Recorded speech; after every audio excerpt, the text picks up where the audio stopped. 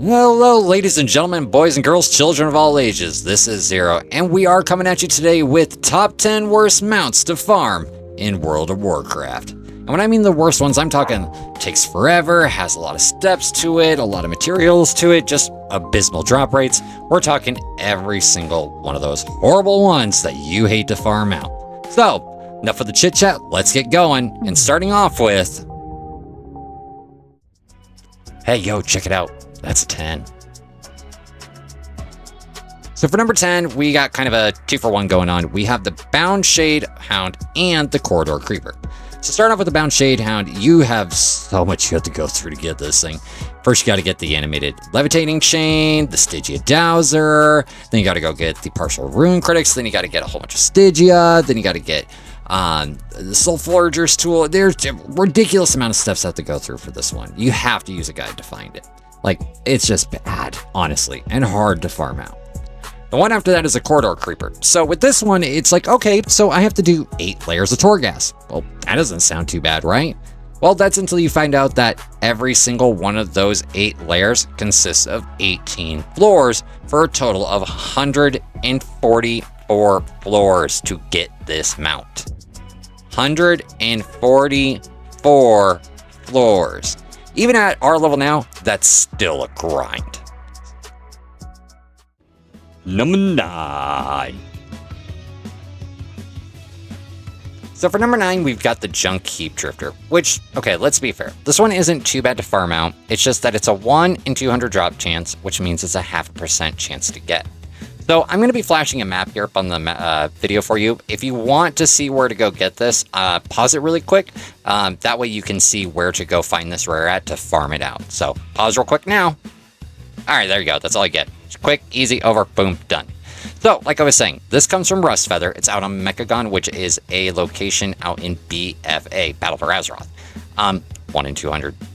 0.5% chance. You can only do this once per day per tune. So if you're going to go for this annoying thing to get, you're going to want to put every tune out there and just log in, kill it, boom. It is only a 20-minute respawn on this rare, so it's not as bad as some of those other ones out there.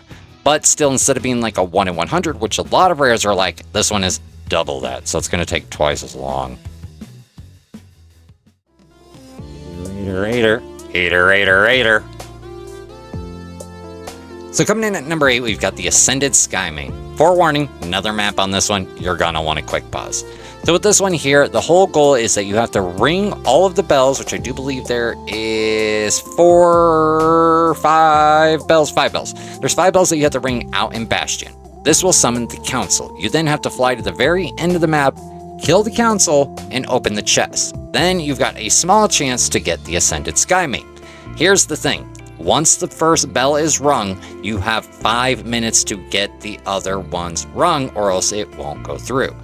Back during Shadowlands, a lot of people would work together, ring each bell in, unison, and then all fly down. And because you got roughly like 2 minutes after the last bell is rung to get to the rare, so you can path this out. But the fact that it could be screwed up, the bells might not be active. There's just a lot of things that can go wrong with getting this one, and it is extremely frustrating to get. So that's why number 8 is the Ascended Skymane. It's 7. Coming in at number 7 is Seasbarg. I hate saying these words. I'm going to mess up a lot just so you guys know in this video. There's another map coming up to forewarn you. But anyways, this one is not terribly difficult to get the quest item required to start getting this mount. It's the farm that comes after that that's the problem. So when you get the quest item, which is the blood of, you have to go then farm 1,500 Nerubian Chitin. After you get that, you turn it in. Then you have to get 1,000 Nerubian Venom. Then you turn it in. Then you get 500 Nerubian Blood. Then you turn it in. Here's the thing. When this first came out, the raid wasn't available, so the mobs available to farm this were very limited. But with the raid open, it's a bit easier by doing that weekly to farm this out. But it still takes a goddamn while to farm that many damn quest items.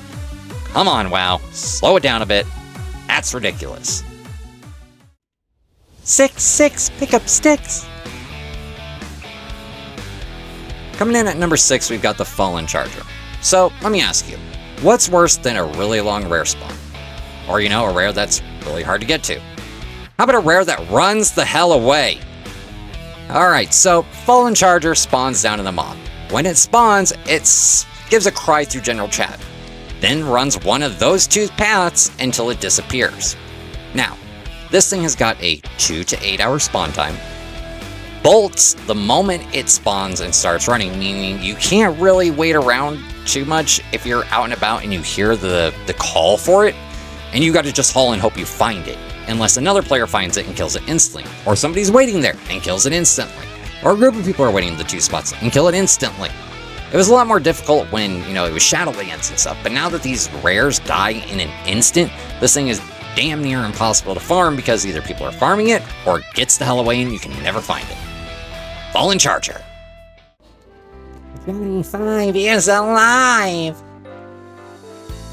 Hold up. Wait a minute. Nope, we're not. Nope. I am dyslexic.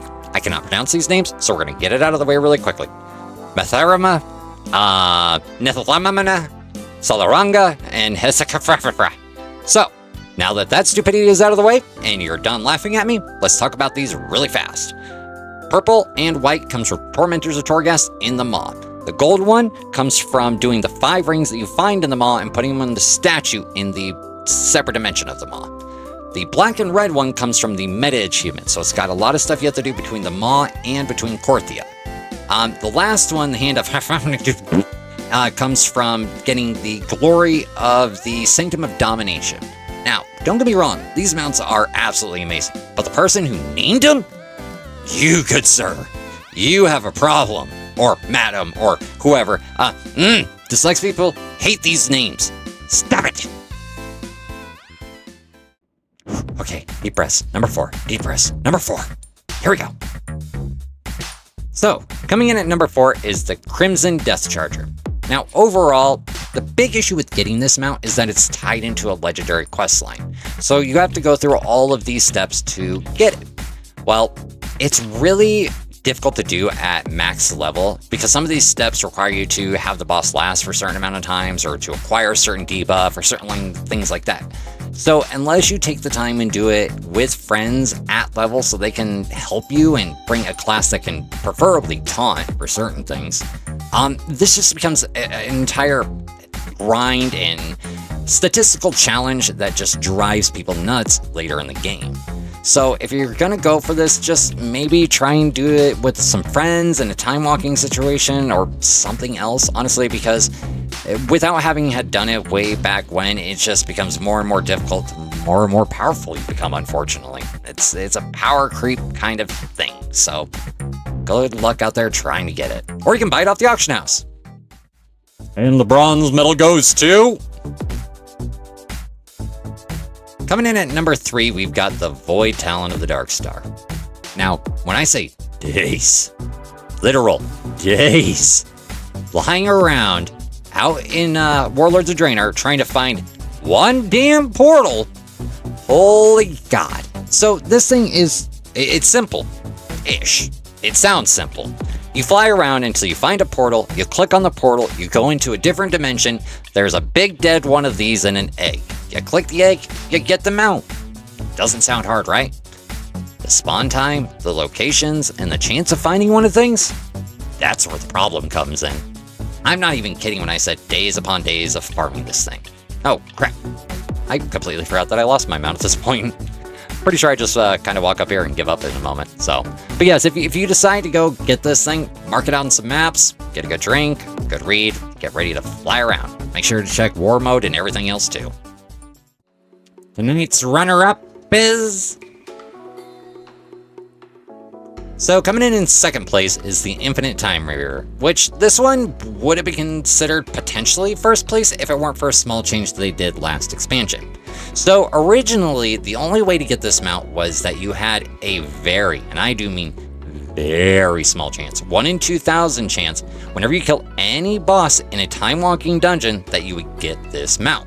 That's actually how I got mine. I was one of the lucky ones after I think I was somewhere in the 4,000s-ish on my counter. So the big change came when Dragonflight dropped, because there was a dungeon called Dawn of the Infinite, where you could get a new item called Reigns of the Infinite Courser. Reigns of the Quantum Courser. This item allowed you to acquire a dungeon mount, random, but one you didn't have. And one that was on the list was the Reigns of the Infinite Time Reaver, making it a lot easier for players to get this now, along with some other hard ones to get. So if you need it, go farm it. I'm a champion! I'm a champion! And running out and becoming our worst one to farm, of course, there couldn't be any other than the Lucid Nightmare. This nightmare machine destroyed players' minds through one thing, the final step to get it. The goddamn maze. This was a maze that would, going through a doorway, would randomly teleport you to a different place, or would switch which way you were going. You had to find 4 orbs, take them to their pedestal, and put the proper colored orb on the proper colored pedestal. And this is just the final step. It took me and Kazu, I kid you not, 2 days, 15 hours, 2 different mat sets, because when you, every single day, the maze will change. And like I said, this is just the last step. This doesn't include everything else that came beforehand to get this, but literally the insanity. We have this map that we hand drew hanging on our wall. So no matter what, the worst one to get will always be the Lucid Nightmare. Let me know what you guys think is the worst one for you. Hey guys, it's Zero. Thanks for watching this video today.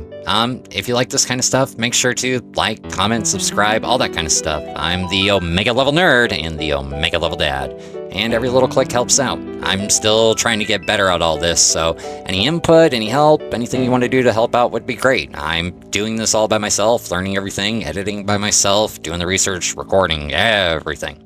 But I'm really grown to enjoy it, and, you know, it gives something for my kids to have when, you know, I'm gone one day. So, if you guys want to support the channel, like I said, like, comment, and subscribe, and all that. This has been Zero. I hope to see you guys again. Thanks.